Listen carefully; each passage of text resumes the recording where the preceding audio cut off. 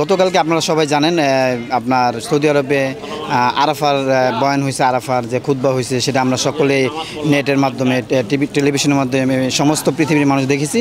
তো কাজে নবীজির কথা অনুযায়ী, আল্লাহর হুকুম অনুযায়ী আরাফার পরের দিনই হলো ঈদুল আজহার উদযাপনের দিন।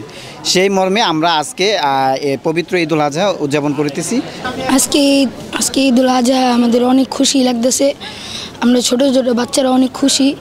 আজকে গরু জব দিবে, আজকে গোস্ত খাবো, অনেক ভালোই লাগতেছে আজকে ঈদুল আজহা। কিছু সংখ্যক লোক আছে যারা আলেমগণ আছে যারা ধর্মের অপব্যাখ্যা করে, অপব্যাখ্যা অনুযায়ী চলে, ধর্মটাকে বিভিন্নভাবে বিভিন্ন দিকে ধাবিত করছে। মুসলমানদের মূল কাজ হলো একই সাথে একই বৃন্তে অবস্থান করা, দ্বিতীয় কোনো মত পোষণ না করা। এটাই যদি হয় তাহলেই ইসলামের প্রতি মানুষ বা পৃথিবীর মানুষ অনেক শ্রদ্ধা সম্মান দেখাবে। সারা বিশ্বে একই দিনে রোজা ও ধর্মীয় উৎসব পালন করা প্রত্যেকের উপর ওয়াজিব।